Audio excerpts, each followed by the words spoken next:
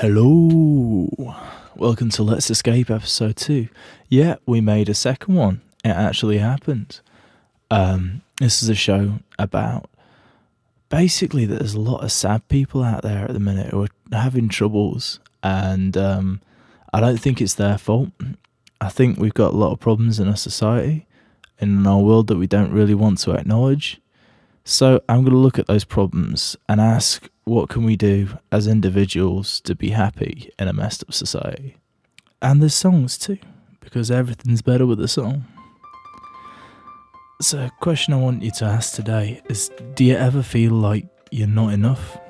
Like you should be achieving and doing more? And that if you could earn a little bit more money and get the things you need, would you be happier? What if I told you that your entire life people you'd never met have been subliminally telling you that you're not good enough? It sounds a bit rich, doesn't it? But we should be pissed off by this. This episode we're looking at advertising. We talk about the human race as if it's like a giant competition, but the people that we look up to most often have the most negative impact on the world around us. People who fly around in private jets, throw lavish parties and have lots of houses. They have a huge carbon footprint, and let's face it, these kind of people who have more than one house, when there's so many people all over the world without roofs over their heads, they're assholes. These people are completely unbearable, but for some reason we aspire to be these people. So what is it that makes us think that the needless accumulation of material goods will make us happy? Why do we think that eating all the pies equates to winning the human race? And when did being an asshole become being successful? All this will be explained right here, right now, as we escape from advertising. Jingle. This is Let's Escape, a podcast about being happy and healthy in a toxic society. So, are your L'Oreal worth it? Did you just do it? Are your clothes fairy soft? Was your bucket of dead poultry finger-licking good? Do your Rice Krispies tell you snap, crackle and pop? Did Red Bull give you wings? Did you get your ooh with Typhoo? Maybe it wasn't Maybelline. Are those makeup artists really using Max Factor? Did Tresemme really start in salons? Are diamonds really forever? Is the Milky Bar Kid really in town? Are Kellogg's Frosties really that great? Have you ever received a last Rolo? And do beans really mean Heinz? No, these are just some of the meaningless, vacuous slogans that are shoveled into our semi-conscious brains while we're trying to get from one pit of life to another. But at some point, they have all convinced millions of people to spend their hard-earned money on something that 99% of the time they didn't actually need. So how does that work? Advertising firstly tells us that there's something wrong with us, what's missing. Then it shows us a world where everything is amazing and shows us a product and says, this is how perfect people are perfect.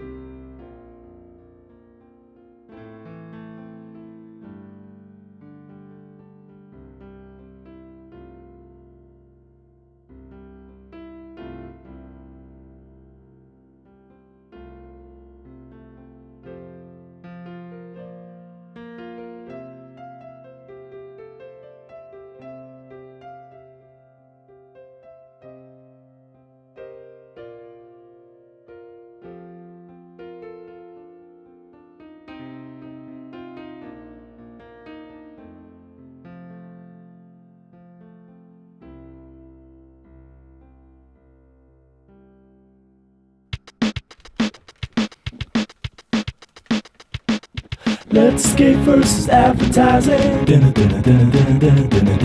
Let's Escape versus advertising. Advertising is running out of the Let's Escape podcast ninja fighting, changing outlooks as fast as lightning through the prism of a knuckles in the prism.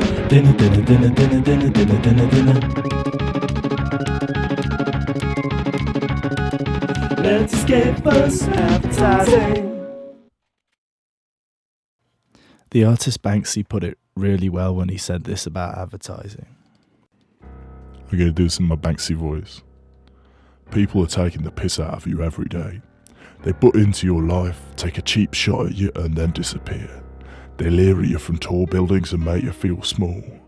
They make flippant comments from buses that imply you're not sexy enough and all the fun is happening somewhere else. They're on your TV making your girlfriend feel inadequate. They have access to the most sophisticated technology the world has ever seen and they bully you with it. They are the advertisers and they are laughing at you. You, however, are forbidden to touch them. Trademarks, intellectual property rights and copyright law mean advertisers can say what they like with complete impunity. Fuck that. Any advert in a public space that gives you no choice whether you see it or not is yours. It's yours to take, rearrange and reuse. You can do whatever you like with it. Asking for permission is like asking to keep a rock someone just threw at your head. You owe the companies nothing, less than nothing. You especially don't owe them any courtesy. They owe you. They have rearranged the world and put themselves in front of you. They never asked for your permission, so don't start asking for theirs. Those are some pretty powerful words from old Banksy there. And that's a good mindset to start a journey in. When advertising started off, it was a lot more honest, a lot more direct. Adverts would say things like, use Peterson soap to clean your hands, or for a sturdy, reliable automobile, drive a Stanley. There was little or no subtext.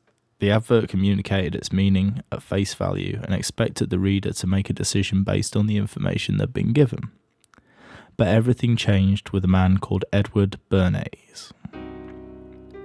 Bernays was a bit of a tool. He was the nephew of Sigmund Freud, the founder of psychoanalysis, dead famous bloke, and he was super fascinated by his uncle's discoveries about the workings of the human mind, so he absorbed his uncle's work and he decided to use it for pure evil. He took his uncle's discoveries for healing people and figured out how to use them as a marketing tool. He wrote a really famous book called Propaganda, but eventually he realised that name was tainted, so he came up with a new name for propaganda and he called it public relations. He was like the public relations person for public relations. So yeah, Bernays was the father of PR. His first big break was making propaganda for President Woodrow Wilson, helping him to sell World War I as a mission for democracy in Europe. Hitler had a lot of admiration for Allied propaganda and he praised it in his book Mein Kampf. And the Nazi propaganda minister Joseph Goebbels has expressed massive admiration for Bernays' technique. After the war, Bernays turned his hand to manipulating the American public into buying things that they didn't want or need. His tactic was to use psychology to market things subliminally, outside of the normal systems of advertising. So, for example, in his early career, he was hired by a piano company to sell pianos. And he did this by paying lifestyle magazines to write these articles about this fictitious new craze for music rooms in houses. And it really caught on. Everybody wanted a music room. And every fashionable house had to have, this space.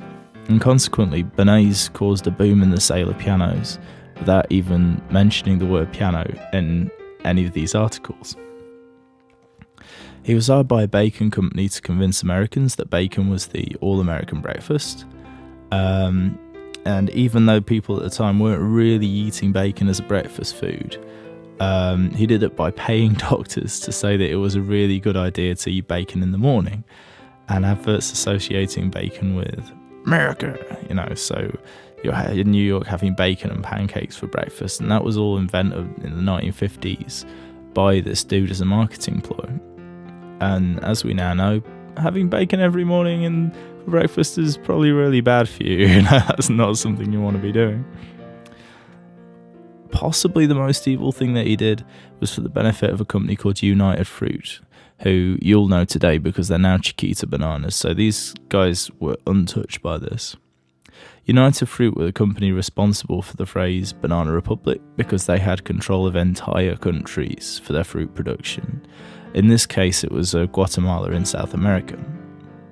They approached Bernays to help with banana sales, and he did so by putting bananas in the hands of celebrities, like celebrity banana endorsements, in hotel rooms and in other conspicuous places, and he made them fashionable. Everybody wanted bananas. But it wasn't enough for him. He decided that he had to put a positive spin on the countries that were producing bananas too. So he created this thing called the Middle American Information Board to put out a stream of press releases about how amazing bananas are. Guatemala's dictator Jorge Ubica was overthrown, and new leader Juan Jose Arevalo, I think that's right, was democratically elected by 85% of the vote. But Juan Jose Arevalo wanted to break United Fruit's monopoly over the country's banana farming, and he wanted to buy back huge swathes of land that the company had bought for next to nothing and they weren't cultivating. So it was an opportunity to essentially take this entire country out of the hands of a corporation. This would break the banana monopoly, and it could put an end to the massive amounts of poverty in Guatemala. But obviously United Fruit weren't too happy about this because they'd lose their monopoly. So Bernays recommended to United Fruit to invent a communist threat from the country and to put out press releases to all those journalists and academics, convincing them that Guatemala was a hotbed of un-American activity. He sent a report on Guatemala anonymously to every member of Congress and groomed the New York Times to publish articles that were espousing these false ideas. And it worked, but it worked a little too well. In 1954, the CIA effected a military coup in Guatemala to protect American interests. This resulted in decades of civil war and eventually a genocide. So next time you're at the banana store and you see that Chiquita label on banana, maybe go for the fair trade one instead. Banana na na na na na na na na. Banana na na na na na na na na. Banana na na na na na na na na. Banana na na na na na na na. If you want to buy banana, remember Guatemala. Look for the fair trade sticker, my little chiquitita. I never buy Chiquita. Banana na na na na na na na. Banana na na na na na na na. Banana na na na na na na na. Banana na na na na na na na. You're listening to Let's Escape, a podcast about how to be happy in a messed up society. Yeah, man. What Bernays' legacy is this idea of, instead of using straightforward advertising to sell people products, to manipulate their subconscious, to pull their strings on a subliminal level, and to gain control of their actions. And it's often referred to as nudging, as in nudging the masses towards the opinion that you believe that they should have. And it continues to this day. If you ever see someone on TV from the Taxpayers Alliance or the Adam Smith Institute, these people send out daily press releases as if they're a valid intellectual think tank or something. But in reality, they're funded entirely by business interests and they function for those business interests. So they're essentially adverts on the news. Bernays believed it was possible to, in his words, pull the wires of the public mind and tell the masses how to behave. He had so little respect for the general public, he called them inherently stupid and believed it was his right to manipulate them. He came up with a name for this, which is the engineering of consent. In 2018, as I record this podcast, shows you how long I've been working on it, almost all advertising involves to some degree the subliminal engineering of consent. Studies show that kids under 8 are defenseless from advertising and don't understand the concept of intent to sell. They take advertising claims at face value, and that means that every single advertisement you saw before the age of 8 You full on believed. You took it as the truth. And why wouldn't you? Why would you believe that adults are lying to you 24 hours a day? And now we know they are. Don't trust the grown-ups, kids. That means that since you're a child, you've believed that women were meant to look like Barbie, blonde-haired, airy and unrealistically thin with boobs so big that in real life it would be impossible for her to stand up. We believe subconsciously that men are meant to be action men, ripped like steroids, violent, athletic, totally in control all the time, but somehow with no body hair, because men in the world of advertising are prepubescent somehow. I've written plenty of fluids. What the hell does that mean? Oh, that was me talking to my doctor while I was writing the script. We're taught to believe that if we buy the right products, we'll never grow old and we'll be in this sort of Dorian Gray-like status, with our body at its firmest, most perfect shape, but never quite completing puberty. Our bodies are never allowed to show wrinkles or pubic hair. We're not allowed to gain weight. Moreover, in adverts, we only see like the skinniest 5% of the population, and they're caked in makeup and photoshopped until every glimmer of imperfection is just erased. We see people digitally thinned by computers to weights that body shapes that just wouldn't be achievable in real life. We're shown that these strange thin people are eating a diet of burgers, crisps and chocolate, never gaining any weight. We see young men driving cars that they can never possibly afford, and young women have an endless supply of expensive perfumes and unrealistically clean and well-fitting clothes. And somehow owning these products make these strange young beauties instantly attract the opposite sex. It seemingly doesn't matter if they have a personality or not, or if they've never even had a conversation. It's just like animal magnetism. And these people that we're seeing, they never seem to work or do anything they don't want to do. They seem to be constantly driving down deserted roads and running along beaches and surfing, man, and filming everything on their smartphones, tablets, GoPros and camera products without ever even having to pay for these devices. They seem to feel no sadness or insecurity, and they use sex and violence like play. They make it cool to fuck and punch, and there's never any consequences. They seem so perfect, and it's a beautiful lie, because what a world that would be. That's the world that advertising creates, but we all have to catch flu and look like shit sometimes, and we all have to... Sometimes we get fat and hairy, and that's okay. Sometimes we fart in bed, sometimes we smell because we've been at work all day, and we're sweaty, and we're tired, and we're not happy, and that's okay. That's part of the flux of life. So don't beat yourself up about it. Yeah, you smelly bastard. Just kidding, you smell lovely. I can smell you through this microphone. That's a bit weird. Moving on. So these ideas were buried deep into our brains before we even had the critical thinking skills to question them, which is when they want to get us. And we know it's not real, but it still hurts.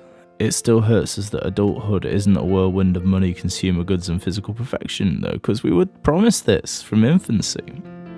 We feel like there's something wrong with us, that we can't obtain this impossible level of ideal. But there's not. We're fucking awesome. You take it from me, mate. You are incredible. You're beautiful, intelligent, unique, and you're exactly who you're meant to be. You're just where you're meant to be. You're doing fine, so cut yourself some fucking slack. Like Nina Simone says, you've got life, you've got your body and your soul, and that's all you need to be happy. So love yourself. Here's a song about loving yourself. You've got to love yourself. You've got to love yourself. It's good for your mental health. So pull your socks up and love yourself. You got to love you like I love you. I'm always thinking of you. I really want to lick you, but I won't, cause that might make you feel awkward, yeah. You might think that's a little bit weird, so I'm afraid you got to lick yourself. You You'll have to lick yourself. It's salty and it's healthy, probably. You'll have to lick yourself. Lick yourself. You're listening to the Let's Escape podcast, and it's just got a little bit weird. We're talking about how to be happy in a messed up society. Life is short. Like Tom Cruise. Treasure yourself while you can, because when you're 6 feet down pushing up them daisies, you can't go back and give yourself the love and validation that you deserved in life. You gotta give it now. Truth. Right, okay.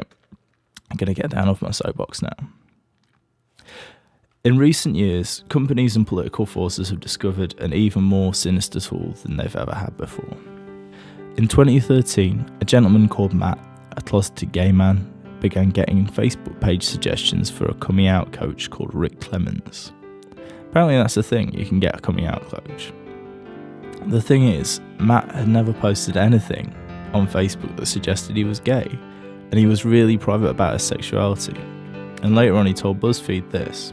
He said, "As many LGBT individuals know, for a time the most closely held secret we have is our sexuality. Several nights ago, I texted a close and dear friend asking for advice and revealing such sensitive and personal information. The next morning, I woke up to a sponsored story on my Facebook page that asked, 'Coming out? Need help?' How did Facebook know such a specific ad was applied to my profile?" Why indeed, Matt? The answer is targeted advertising. Facebook collects data on not just every single word we write, but even every word we type and delete as well. That messed my head up. Literally everything about you Facebook knows, and in some ways, it actually knows us better than we know ourselves. Facebook even scans and logs our private messages and our Google searches. They've even accessed our device microphones. They listen to what we're doing. Facebook is the biggest pervert in your life. They know everything. What Facebook does with this data is to sell it pretty recklessly to interested parties. It allows them to target individuals that will be vulnerable to a certain kind of advert, product or idea. For example, in the UK's Brexit referendum, the Vote Leave campaign was shown to have illegally overspent massively on illegal targeted Facebook advertising, spreading xenophobic and anti-European information to people who were particularly vulnerable to those ideas. The whistleblower who made these revelations was then outed as gay in revenge publicly in the news, when even his family didn't know about his sexual orientation. There's even a story about a young girl who was pregnant but decided to keep it from her parents, for whatever reasons, those are her reasons. Through targeted advertising and Facebook data, the company Target began sending her coupons for cribs, nappies and baby gear, even determining her due date to be August, which I don't know how they worked that out, but they did. And by doing this, her parents were alerted. They were like, "What's going on? Why have we got all this baby stuff?" And she was forced to tell her parents against her will. And this is really reminiscent of George Orwell's 1984, which predicts a world where propaganda and misinformation are used to control the helpless populace. What does that remind you of? Orwell's dystopian vision has already been played out in China and the Soviet Union and all kinds of places all over the world. USA, I would say, one of those places as well, if you look into the CIA. And elements of it have been playing out in Western society for forever. It's essential reading in the 21st century, so if you've not read 1984, it will scare the living crap out of you, but it's a good thing to do, because we all need to be more educated. Truth. So, if we're being tricked into thinking that we need material goods, products and ideologies to be happy, what do we actually need to be happy in the real world? What are the basics? Well, this was all worked out by an American dude called Abraham Maslow, a psychologist dude, who came up with the catchily titled Maslow's Hierarchy of Needs. This tends to be depicted as a pyramid, and at the bottom of the pyramids are all the physical needs like food, water, warmth and rest, and then up the pyramid there's like all the emotional needs as well. But it's really quite wordy and difficult to explain, so here is a song. Yeah, it's a bit cheesy, but I hope you like it.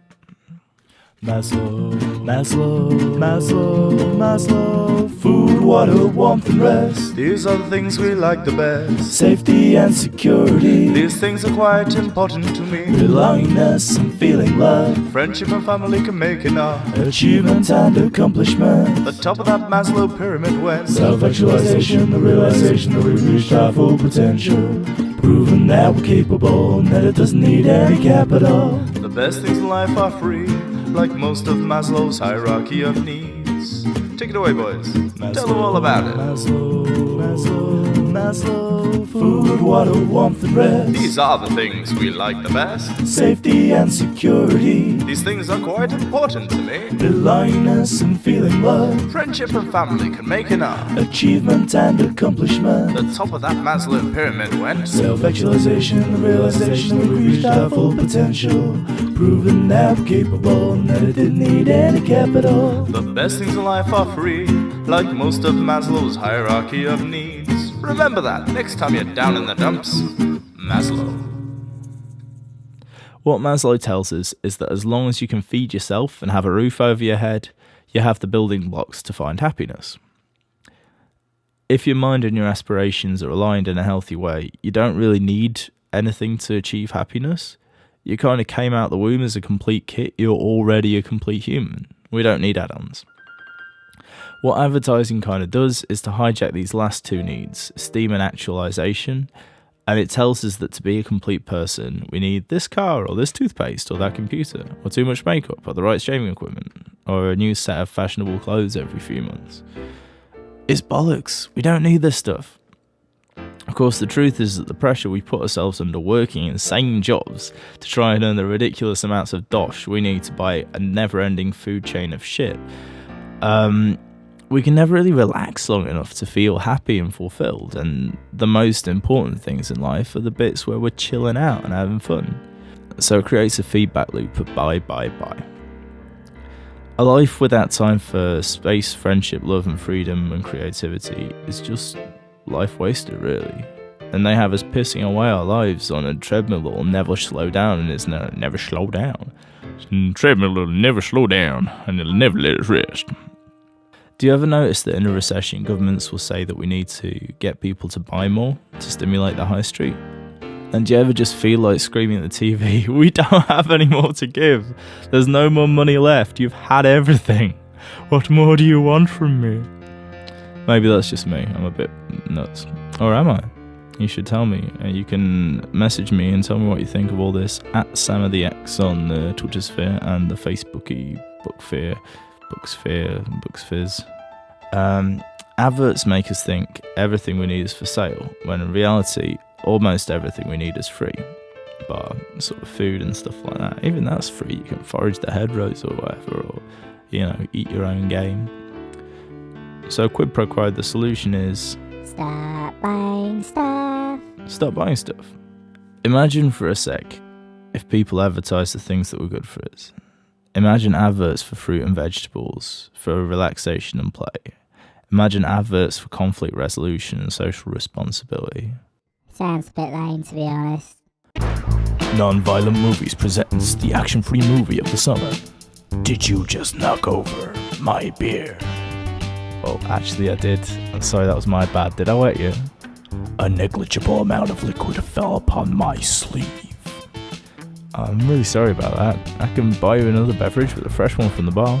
The amount of liquor spilled was minor. No drink replacement is necessary. Can I buy you another drink anyway and get to know you better?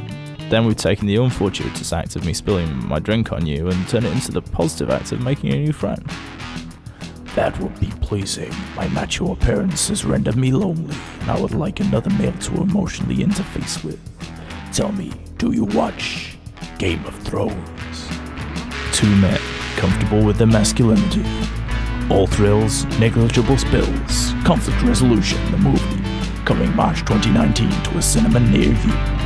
Nah, it won't work, mate. Fun fact, in Malaysia, adverts may not contain nudity, seductive clothes, or disco dancing. Any ads you might see may look a little bit ridiculous, like a car ad that just has like a few words and a logo, and it seemingly doesn't make any sense. But this is called conditioning advertising. It's like Pavlov's dog, who's trained to salivate when you ring a bell, because he began to associate that bell with food. So if we see a giant big yellow M, or a boo boo boo boo boo, I'm loving it, we immediately associate those colour schemes, designs, and melody with this really tasty but highly addictive and unhealthy food. If I drop little hints about this yellow M's and these, it makes you salivate throughout the day, and it makes you go, oh, I really could kill for some of that food, you know? The thing is, when you have that food, it's got very little nutritional value and it'll leave you feeling depressed later in the day. But by doing that, McDonald's is like probably the biggest brand of the 20th century, and it's got some highly questionable ethics. It's like a religion. Another problem with the advertising industry is the conditioning of gender stereotypes, because if they're selling a drill, then it'll be a bloke drilling a hole with a drill, and if it's a kitchen product, a blender, then it'll be a woman blending in the kitchen, because as adults we can go, well, I'm a man, I can use that blender, or I'm a woman, I can use a drill. But if you're a little kid watching that stuff, it's all being processed in your head as women are in the kitchen, men use the drills. These gender roles are so clearly defined because by the time we're able to even discern what a gender role is, it's already programmed into our head and we can't get it out. Another problem is the pink tax. Pink tax is for women's products that are just the colour pink. But there's instances of, for example, a razor company making the same set of razors in black and in pink for men and women, but the women's razors are exactly the same, apart from the colour pink, and they're 50 pence more, because the razor companies have worked out that women will pay 50 pence more for a razor because they have that slightly higher value of self-image. What the companies say is, if women want to use the razors, if that's a problem, then they can just get a black razor. It's only the colour that's the difference. But some people's gender identities are that deeply ingrained inside them that they can't use the man razor. They have to have the pink razor, otherwise they're not a woman anymore. So that's just crazy in my head, but that's the level of conditioning that we have as human beings. And the pink products are always a little bit more expensive because they know that people will pay for them. By far the most chilling tale of manipulation of the public through advertising is the popularisation of cigarettes. It's quite close to my heart because my dad suffers from emphysema. He's got a lot of problems for his lungs that have come from smoking. And they're horrible things. They do nothing good for you. You know, they don't even get you high. They're just like a little bit of a desperate boost before the next cigarette. And as far back as the 1920s, people knew that cigarettes were linked with cancer. Like from right at the beginning, they were found to contain poisons like arsenic and lead, and people were trying to break from their smoking habits. So manufacturers desperately needed to convince the public to smoke, even though they knew it would kill them. So they started to play dirty. Advertisers would place cigarette sponsorship and product placement in every TV show, movie, radio show, everywhere. Like, they made the question not, do you smoke, but what's your brand? Sexy women, athletes, teenagers, astronauts, scientists, and of course Santa Claus were all pictured smoking to sell these horrible products.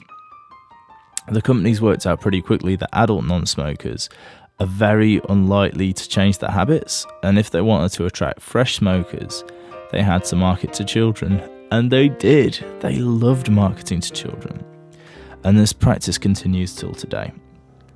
In the early 1950s, medical institutions started to warn against smoking more and more, and the advertisers deliberately attempted to shed doubt on those warnings by hiring doctors to tell people in advertising that cigarettes were good for them, essentially.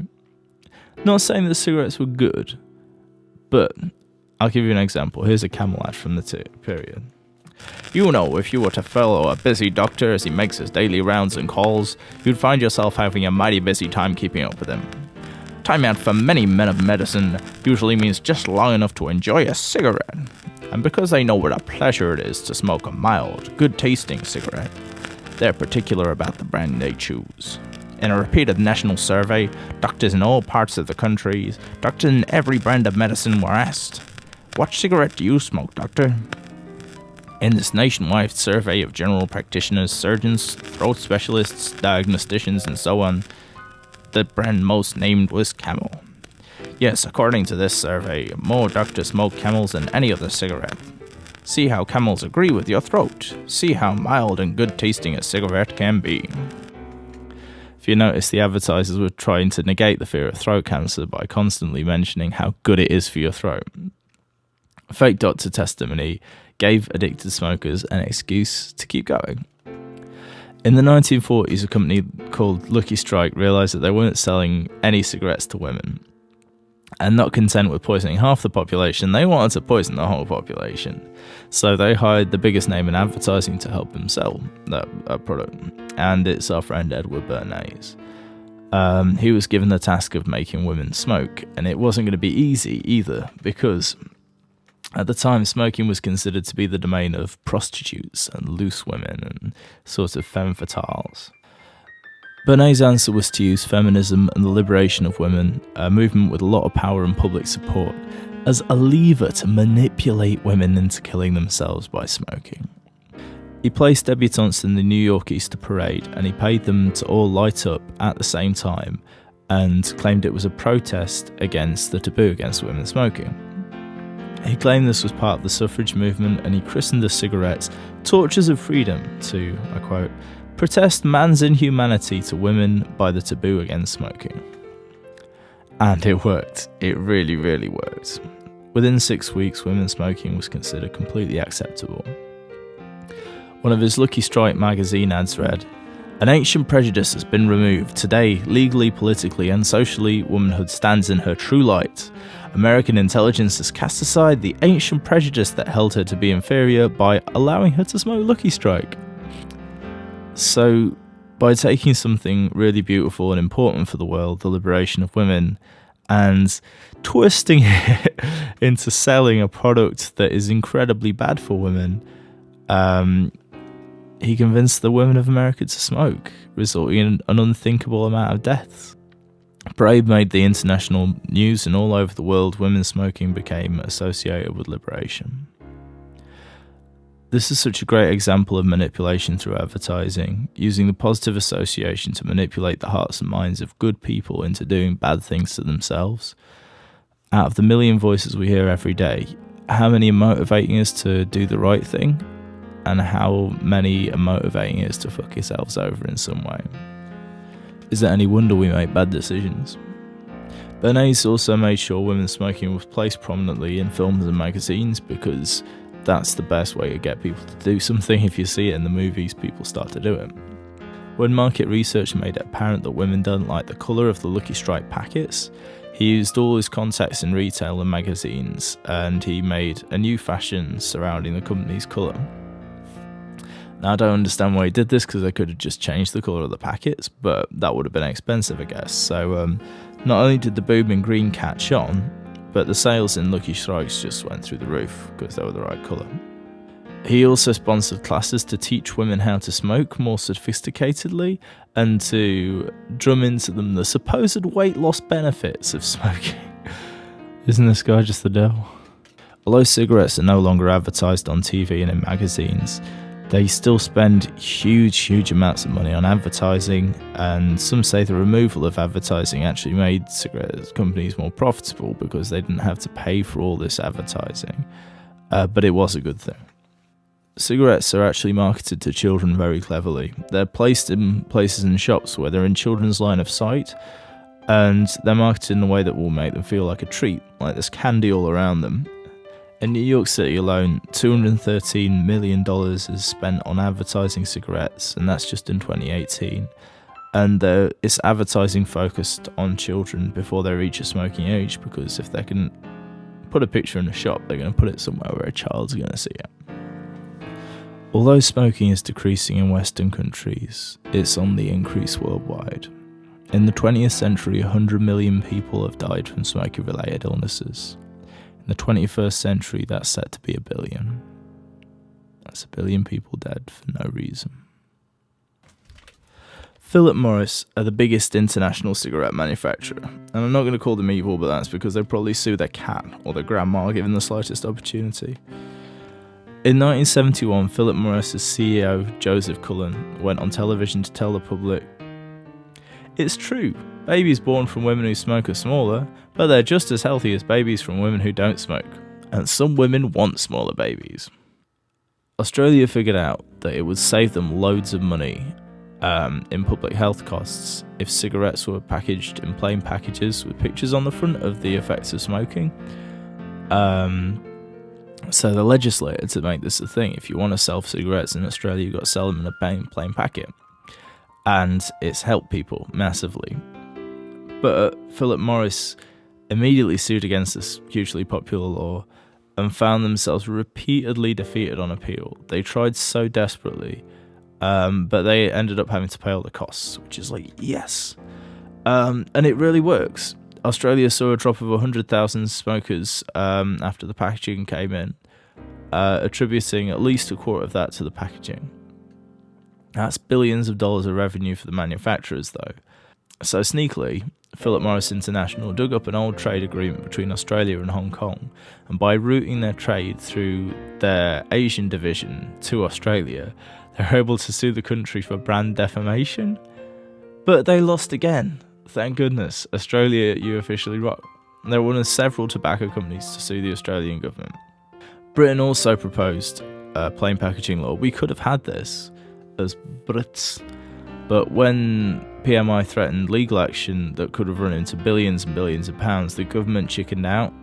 Philip Morris also sued the state of Uruguay. This tiny country wanted to introduce large warnings to cigarettes, and they eventually won in the international court, but the mayor of New York had to donate $500,000 to cover their court costs out of his personal money. I think that was out of his personal money. That was the way it looked in the article. The minuscule African country of Togo tried to put written warnings on their packets, but PMI threatened to sue, even though a large proportion of the populace couldn't even read.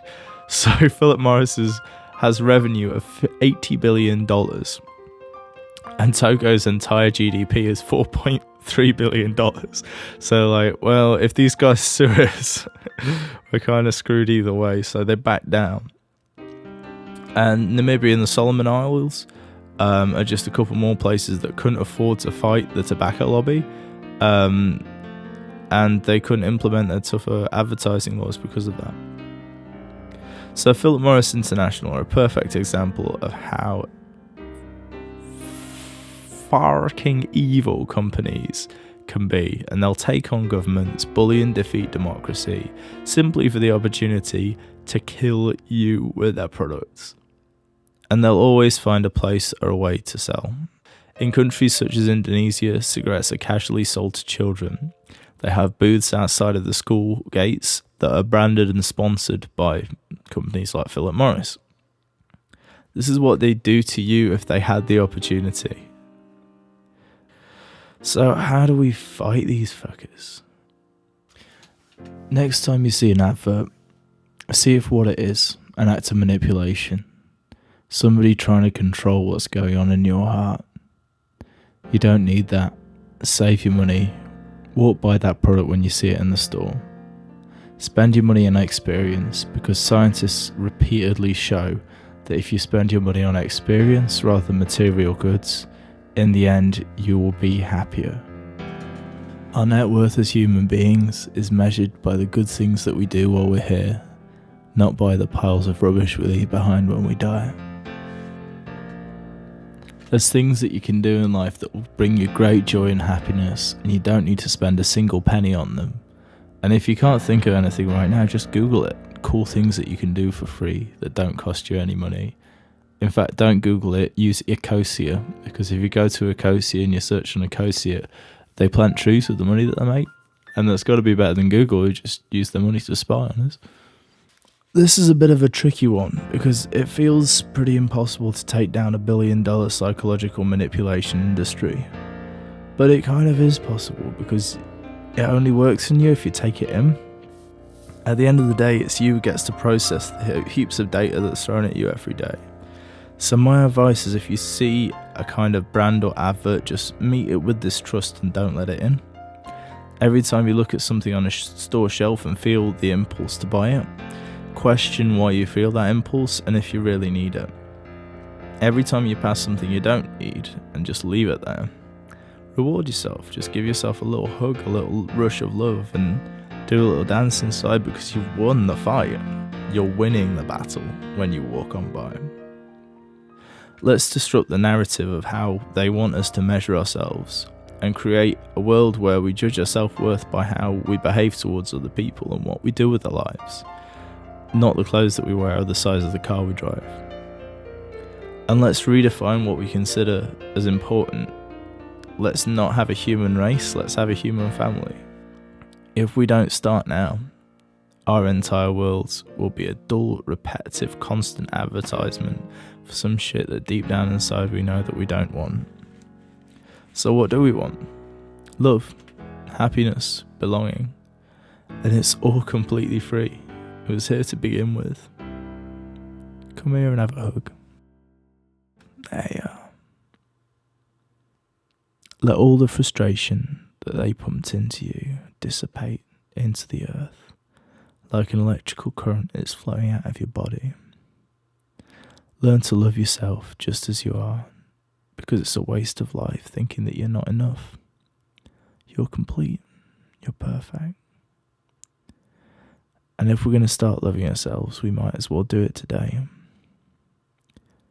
Go be you, because you're a fucking beautiful, amazing individual. Until the next time, let's escape. This is Let's Escape, a podcast about being happy and healthy in a toxic society. We're gonna give you money you don't have, so you can buy more stuff that you don't need. When you can pay it back, well, it's a money trap. We'll pull the rug from under your feet. We're gonna give you money you don't have, so you can buy more stuff that you don't need.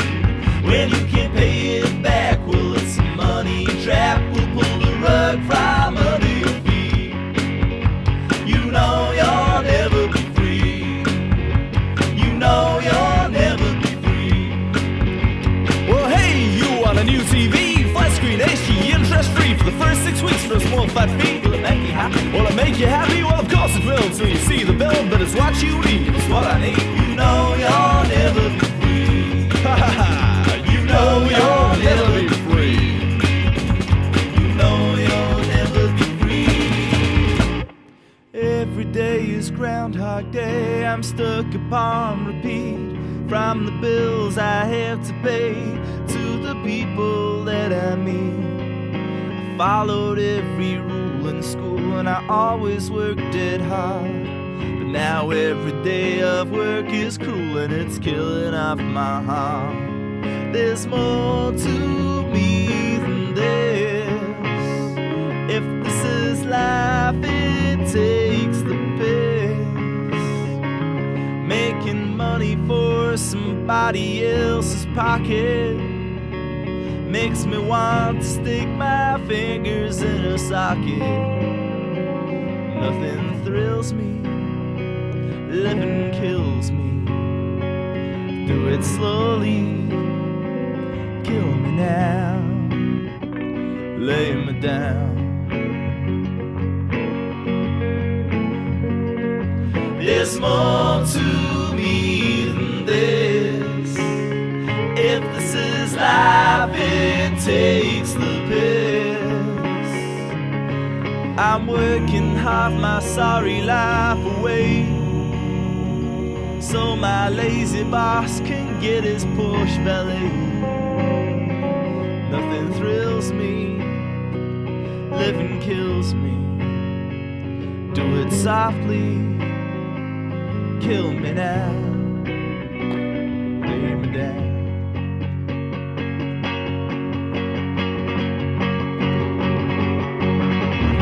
We're gonna give you money you don't have, so you can buy more stuff that you don't need. We're gonna give you money you don't have, so you can buy more stuff that you don't need. Don't think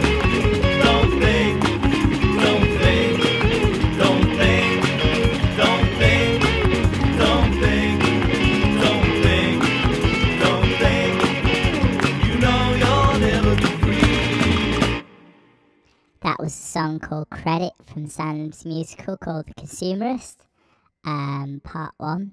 That's available on iTunes and Spotify. If you want to say a bit of a thank you for making these podcasts, because we don't get paid for them. Well, I don't. I'm a figment of his blooming imagination, aren't I? So, if you fancy chucking in a couple of quid, buy The Consumerist Part 1, available on iTunes and Amazon's. And that was a bloody advert, wasn't it?